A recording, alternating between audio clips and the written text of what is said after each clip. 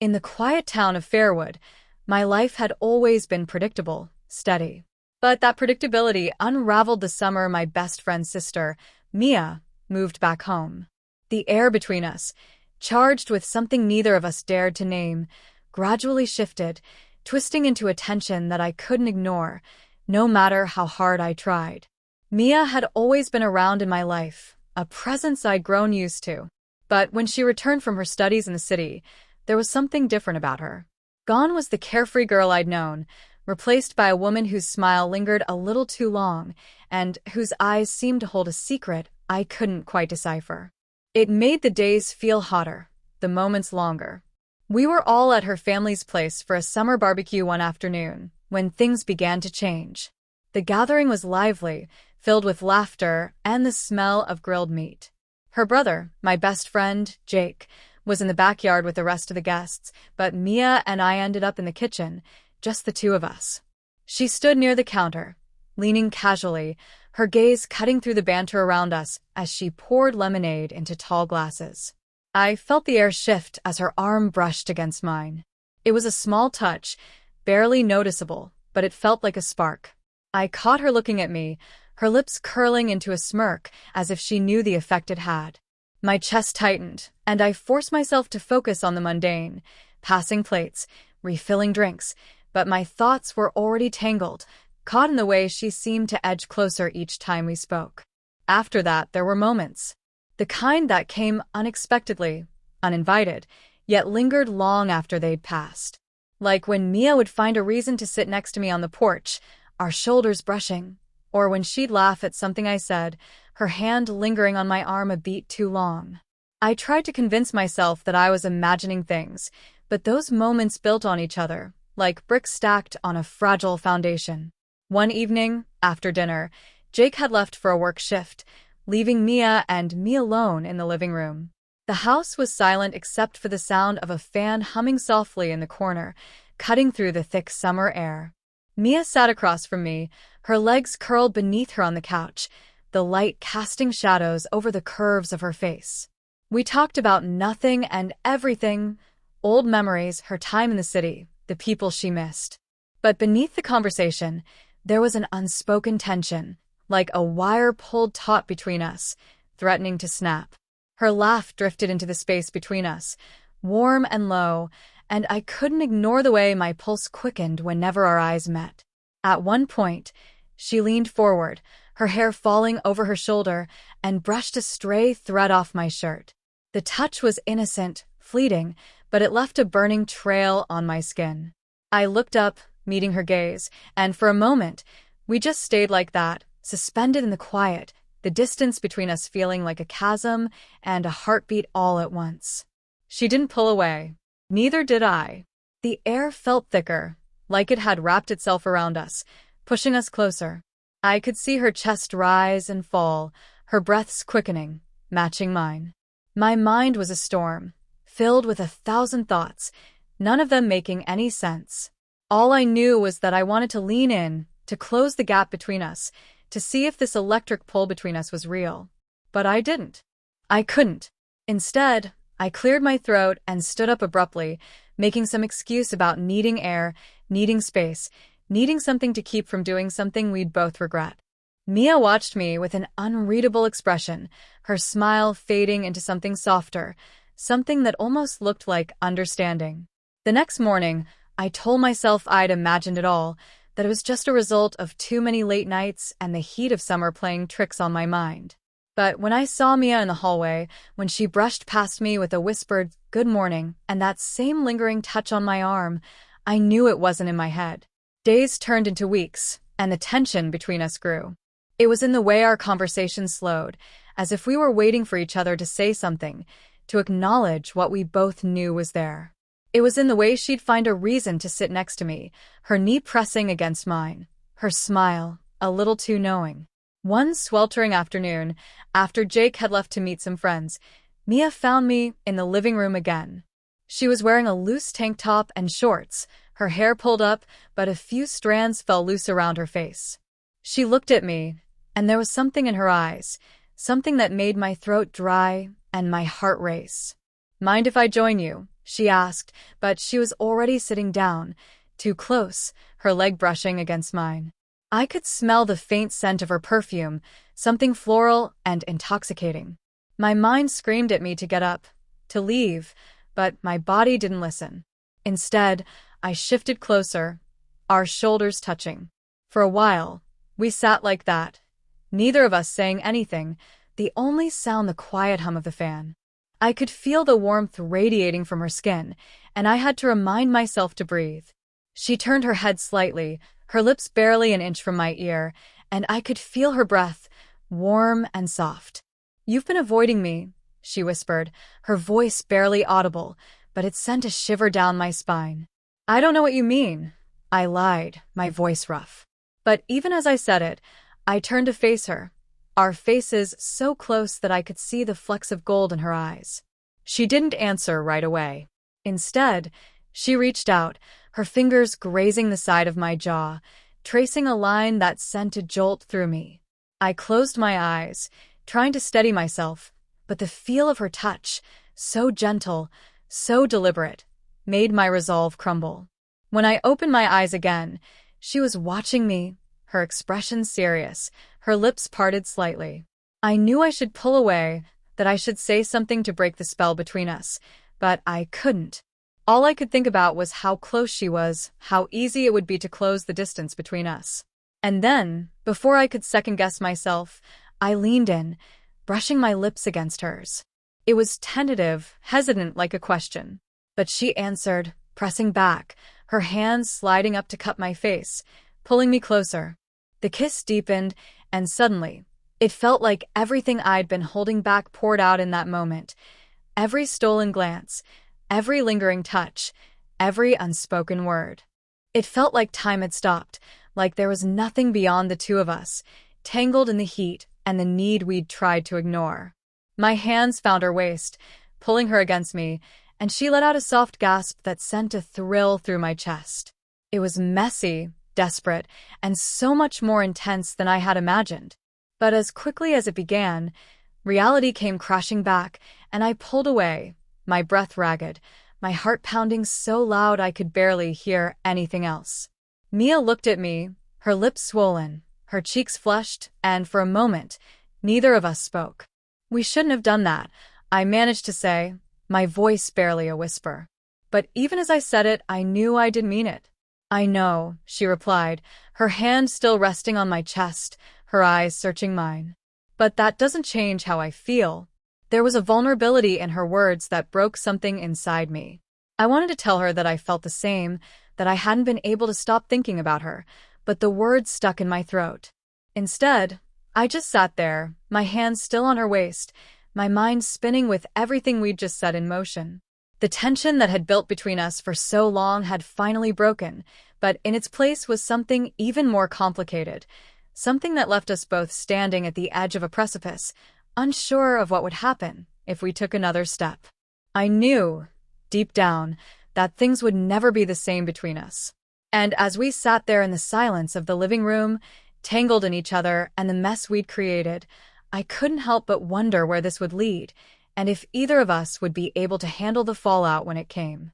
The silence stretched between us, thick with all the things we couldn't bring ourselves to say. I could feel her breath against my skin, her hands still lingering on my chest, and it took everything I had not to reach out and pull her back into my arms. But the weight of what we'd just done, of what it meant, pressed down on me, making it impossible to move. Mia shifted slightly, her fingers tracing a line down my arm, leaving a trail of goosebumps in their wake. "This doesn't have to change anything," she murmured, but there was a tremor in her voice, a hint of uncertainty that I couldn't ignore. "You know that's not true," I replied, my voice rough with the effort of keeping myself in check. "We've crossed a line, Mia, and there's no going back from that." She bit her lip, her eyes dropping to where her hand rested against my chest, her thumb brushing back and forth in a slow, maddening rhythm. I could see the struggle in her expression, the way she wrestled with the same thoughts that were tearing me apart. Maybe we don't have to go back," she said softly, her words barely more than a breath. "Maybe we could just see where this takes us." Her words hung in the air between us, tempting and dangerous. I could feel my resolve slipping, crumbling like sand beneath my feet. The thought of letting go, of giving in to this pull between us, was so alluring, so easy. But I knew it wasn't that simple. There was too much at stake. Jake's friendship, the unspoken trust between us, the fear that whatever this was could burn out just as quickly as it had sparked. I closed my eyes, trying to steady myself, to find the right words, but all that came out was a shaky exhale. I don't want to hurt you, Mia. And I don't want to mess up your relationship with Jake. She hesitated, her hand stilling against my chest, and for a moment, I thought she might pull away. But then she lifted her gaze, meeting mine with a determination that sent a shiver down my spine. I'm not a kid anymore, she said, her voice firmer now, like she was trying to convince both of us. I know what I want, and I think you do too. I swallowed hard, my heart pounding in my chest as her words settled in. She was right. I didn't know what I wanted, even if I couldn't bring myself to admit it out loud. But that didn't make it any less complicated, any less dangerous. And as much as I wanted to give in, to let myself feel everything I'd been holding back, I couldn't ignore the voice in my head that told me this would only end in disaster. But then she leaned in, pressing her lips to the corner of my mouth in a kiss so soft, so gentle, that it made my heart ache. Her fingers brushed against my jaw, tracing the line of my stubble, and I felt myself leaning into her touch, my resistance crumbling with every second that passed. Mia, please, I whispered, but I wasn't sure if I was asking her to stop or begging her to keep going. She pulled back just enough to look at me, her expression open, vulnerable in a way that made my chest tighten. If you don't want this, if you really don't want me, just say it.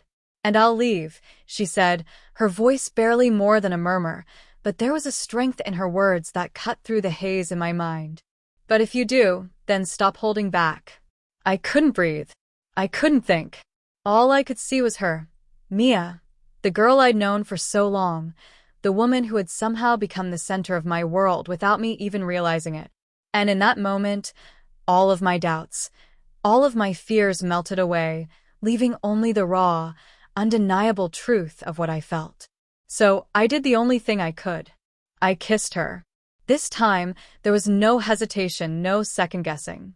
I kissed her like I was drowning, and she was the only thing keeping me afloat. Her arms wrapped around my neck, pulling me closer, and I could feel the tension between us snap, replaced by a heat that burned through every inch of my body.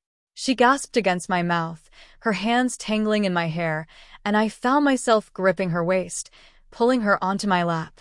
The feeling of her pressed against me, the way she fit so perfectly, sent a shudder through me, and I buried my face in the curve of her neck, breathing in the scent of her. God, Mia, I whispered, my voice rough and desperate. I've wanted this for so long. Me too, she replied, her voice trembling as she held me tighter. I tried to ignore it, but I couldn't.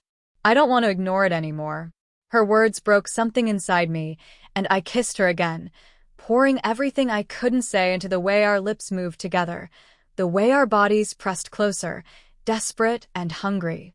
It felt like the world had narrowed to this moment, to the way her hands slid beneath my shirt, the way her breath hitched when I kissed the spot just below her ear.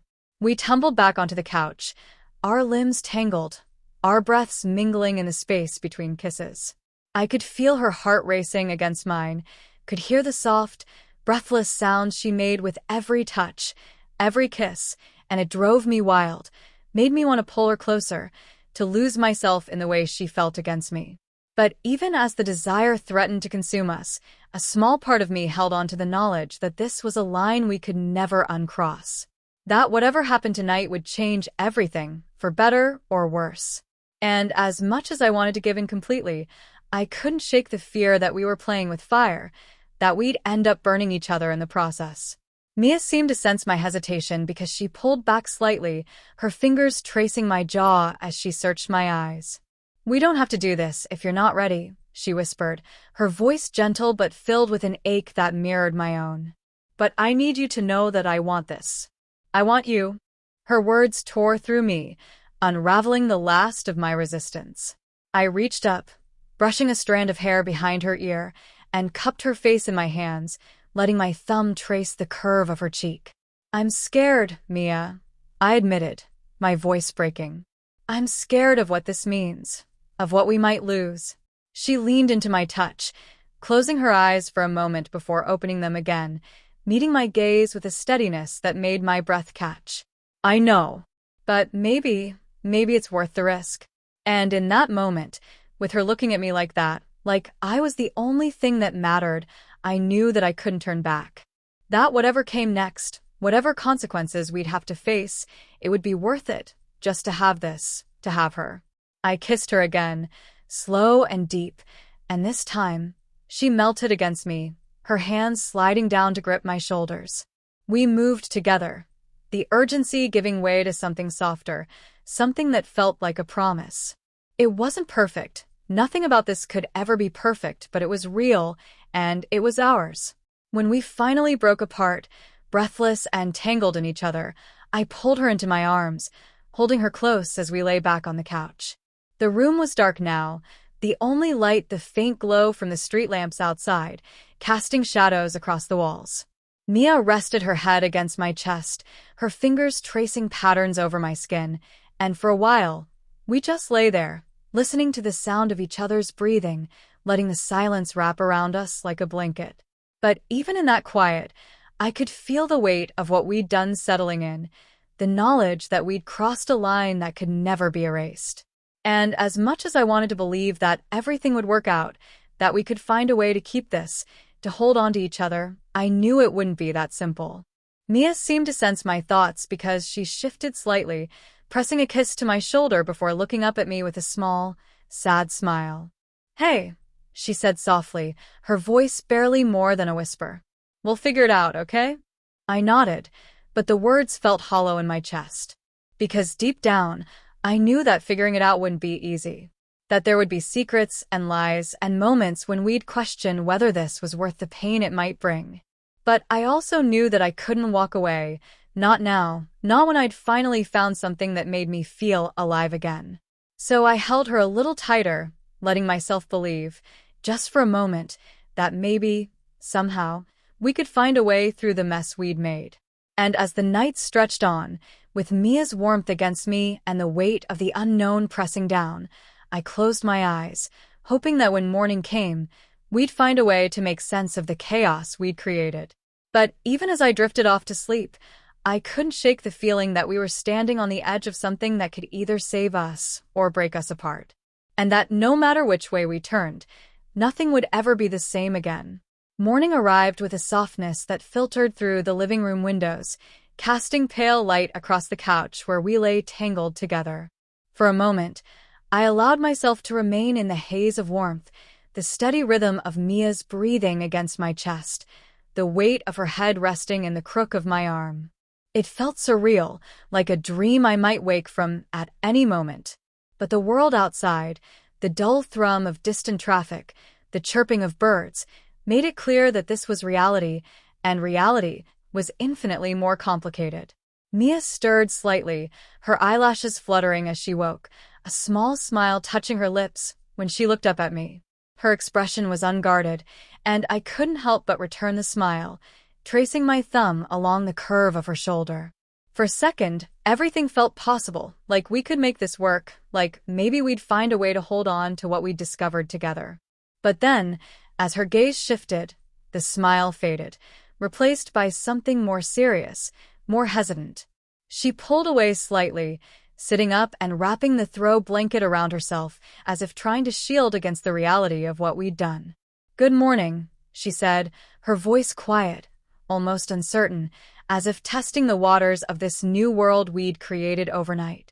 "Morning," I replied, sitting up beside her, the warmth of her body lingering on my skin. I reached for her hand, but she drew it back, her eyes darting toward the window where sunlight spilled into the room. For a moment, I couldn't breathe, a tightness building in my chest at the realization that the ease we'd shared last night was already slipping away, replaced by the tension of the unknown. We need to talk about this, don't we?" she asked, her voice trembling slightly, and I could see the fear in her eyes, the same fear that was gnawing at me. "Yeah," I admitted, forcing the word out through a throat that felt raw. We do? She pulled her knees to her chest, resting her chin on top, and looked at me with an intensity that made my heart ache. I don't regret last night, she said, her voice barely more than a whisper, but each word struck like a hammer against the fragile space between us. But I'm scared. I'm scared of what happens now, of what this means for us, for Jake, for everything. I nodded, feeling the weight of her words settle in my chest like stones. Me too, Mia. I don't know how to move forward from this, but I know that I don't want to lose you. I don't want to pretend that what we felt last night wasn't real. She closed her eyes, taking a deep breath before looking back at me. It is real, but real doesn't make it simple, and it doesn't make it right. Her words cut through me, sharper than I expected. I had known, deep down, that this wasn't just about the two of us, that there were other lives, other feelings, tangled in the mess we'd made. But hearing her say it out loud, watching the conflict play out across her face, made the reality of it impossible to ignore. So what do we do? I asked, my voice rough with the weight of all the possibilities that stretched before us. Do we just go back to pretending this never happened? Mia flinched slightly, her expression twisting with pain at the suggestion. I don't think I can do that. I don't think I can look at you and pretend that I don't feel something more. But I also don't know how to keep this a secret, how to hide what's between us from everyone, especially Jake. The mention of her brother's name hung in the air between us like a blade, and I felt the sharp edge of guilt slice through me. I knew that pursuing this, keeping it hidden, would mean deceiving one of the people who mattered most to both of us. And as much as I wanted to believe that we could find a way to make this work, I couldn't shake the fear that it would end in hurt and betrayal. I don't want to lose you, Mia, I said, my voice cracking. But I don't want to hurt Jake, either. I don't want to be the reason things fall apart. She looked at me, her eyes shining with unshed tears, and for a moment, I saw the weight of her own internal struggle mirrored in my own. I don't know if we can have it both ways, she said softly. Maybe it's better if we take a step back, give ourselves time to figure out what we really want. The thought of pulling away, of losing the connection we'd found, even temporarily, sent a pang of loss through me. But as much as it hurt, I knew she was right. That rushing into this, letting our emotions dictate our actions, would only make things messier, more painful in the long run. I hate the thought of stepping back, I admitted, reaching out to take her hand, holding it tightly. But if that's what you think we need, then I'll do it. Just promise me that we'll talk about this again, that this isn't the end. Mia's lips trembled, and she squeezed my hand, her expression softening with a mixture of relief and sadness. I promise. We'll figure this out somehow. I just need time to make sense of everything. We sat like that for a while, holding on to each other in the dim morning light, the weight of our decision pressing down like a heavy fog. It felt like a goodbye, even if it wasn't meant to be, and I could feel the ache of it settling deep in my bones.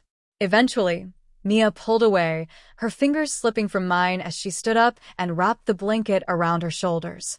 She turned toward the hallway, pausing at the doorway, and when she looked back, there was a small, sad smile on her lips. Thank you, she said softly. For last night. For being honest with me. I nodded, unable to trust my voice, and watched as she disappeared down the hallway, leaving me alone in the living room, the warmth of her presence already fading into the cool, empty space around me. In the days that followed, we both tried to go back to our routines, but there was a distance between us that hadn't been there before, a fragile, unspoken understanding that we were walking a tightrope, trying not to lose our balance. We still exchanged smiles and conversations, but there was a tension beneath it all, a careful avoidance of the subject that lingered between us like a ghost. Jake never noticed. He remained oblivious to the shift in our dynamic, too caught up in his own life to see the way we navigated around each other, the way our touches had become careful, calculated. But there were moments when I'd catch Mia's gaze across the room, and the look in her eyes would send a pang through my chest, a reminder of what we'd shared, what we were trying so desperately to keep hidden. Weeks turned into months, and the space between us became a chasm that neither of us knew how to bridge. I kept waiting for the right moment, the right words, to bring up the conversation we'd promised to have, but every time I thought I might find the courage, the fear of losing her kept me silent. And then one evening, Mia called me, her voice shaking as she asked to meet. When I arrived, she was already waiting for me on the porch, her arms wrapped around herself against the cool evening air. She looked up as I approached, and I could see the tears glistening in her eyes, the way she bit her lip to keep from breaking. "I got a job offer," she said, her voice barely more than a whisper. "In the city. It's a good opportunity, and I think I need to take it." Her words hit me like a punch to the gut, and for a moment, I couldn't breathe. "You're leaving?" I asked, the words catching in my throat. Just like that. She looked away, her shoulders hunching as if bracing against my reaction. I think we both need space, a chance to figure out what we want without the pressure of everything else. Maybe this distance will help us find some clarity." My chest tightened, and I felt the ground shifting beneath me, as if everything I'd held on to was slipping through my fingers. But even as the hurt and disappointment welled up inside me, I knew she was right. That staying, trying to navigate the tangled mess of our feelings and our loyalties, would only leave us both more confused, more broken. I reached out, pulling her into my arms, holding her tightly as she trembled against me. "I'll miss you, Mia," I whispered, my voice breaking on the words. "But if this is what you need, I'll support you. Just don't forget about us, okay?" She nodded against my chest, her tears soaking into my shirt. "I could never forget," she whispered back. "No matter what happens, you'll always matter to me." We stood like that, wrapped in each other's arms, until the sun dipped below the horizon and the stars began to fill the sky. And when she finally pulled away, there was a sense of finality in her gaze, a goodbye that we didn't have the words to say. Mia left a week later, and I watched her drive away, a hollow ache settling in my chest that refused to fade. I told myself that this wasn't the end, that maybe time and distance would bring us back together, but deep down, I knew that things would never be the same, that what we'd shared would always be a memory, a bittersweet ache that lingered just out of reach. And as the days turned into weeks, then months, I tried to move on, to build a life without her. But every time I looked out at the empty porch, or felt the ghost of her touch against my skin, I couldn't help but wonder what might have been if we'd been braver, if we'd been willing to fight for what we had. Mia's absence left a void that no one else could fill, but I learned to live with the ache, to carry it with me like a scar that reminded me of a time when I dared to hope for something more. And maybe that was enough. Maybe, in the end, all we can do is hold on to the memories, to the moments that shaped us, and hope that they'll lead us somewhere new.